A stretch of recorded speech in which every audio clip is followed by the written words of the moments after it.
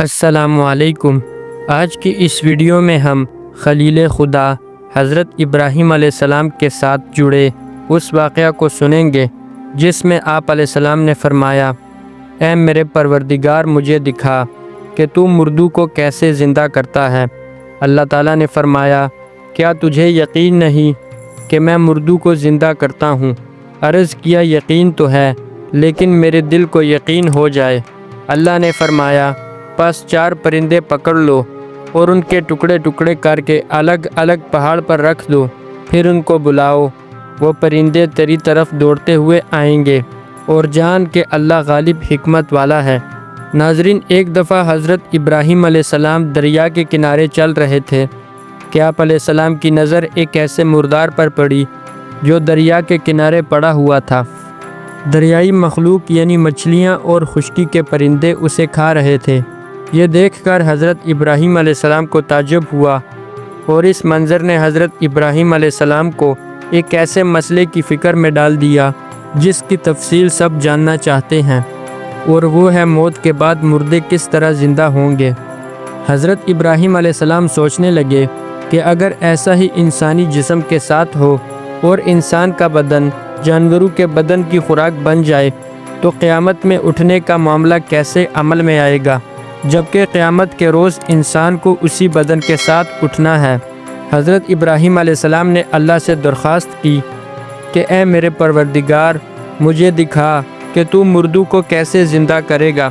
اللہ تعالیٰ نے فرمایا، کیا تم اس بات پر یقین نہیں رکھتے؟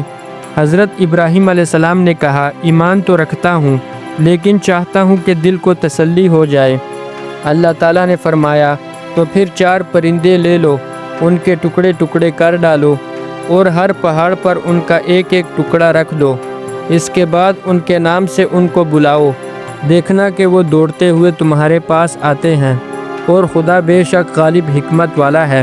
اللہ تعالیٰ نے حضرت ابراہیم علیہ السلام کو نبوت کے مرتبے پر فائز فرمایا تھا۔ حضرت ابراہیم علیہ السلام کا دل خدا پر ایمان سے معمور تھا، اور اس پر پروردگار کی قدرت کے بارے میں رتی برابر شک و شبہ کی گنجائش نہیں تھی، تاہم اس غرض سے کہ چیزوں کے حقائق ان پر واضح ہو جائیں اور ان کی بصیرت میں اضافہ ہو جائے، انہوں نے خدا سے درخواست کی کہ وہ انہیں یہ نظارہ دکھائیں کہ وہ مردوں کو کیسے زندہ کرتا ہے۔ چونکہ حضرت ابراہیم علیہ السلام کا مقصد اطمینان قلب حاصل کرنا تھا، اس لیے خدا نے ان کے پاس وحی بھیجی کہ 4 پرندے پکڑو، انہیں ذبح کرنے کے بعد ان کا قیمہ کرو اور اسے آپس میں ملا دو، پھر اسے چند حصوں میں تقسیم کرو اور ہر حصہ ایک پہاڑی پر رکھ دو،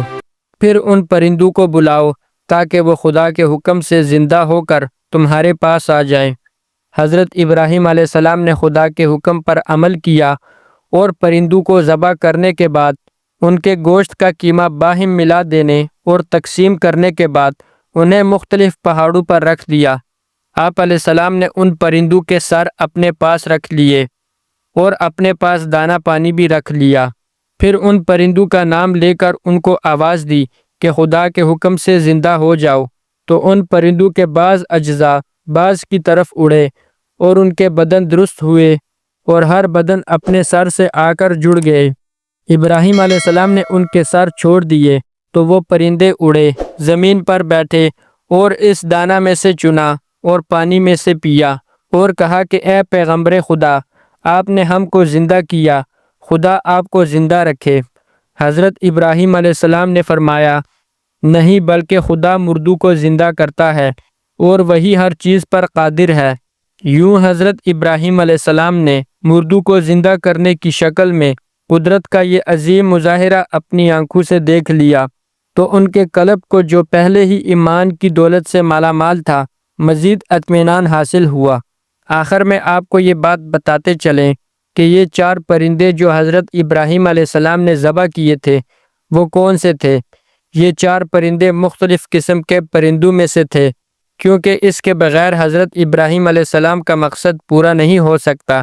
اس لیے ضروری تھا کہ ہر پرندے کے اجزاء اس کے اصلی بدن میں واپس آئیں، اور یہ مختلف قسم کے ہونے کی صورت میں ثابت ہو سکتا تھا۔ مشہور روایت کے مطابق وہ 4 پرندے مور، مرغ، کبوتر اور کوا تھے۔ اور جن پہاڑوں پر حضرت ابراہیم علیہ السلام نے ان پرندوں کے اجزاء رکھے تھے ان کی تعداد کا ذکر قرآن مجید میں نہیں ہے، لیکن روایات میں اس کی تعداد 10 بتائی گئی ہے، اور روایات کے مطابق یہ پہاڑ اردن یا شام کے پہاڑوں میں سے تھے۔ امید کرتا ہوں کہ آپ کو آج کی یہ ویڈیو پسند آئی ہوگی۔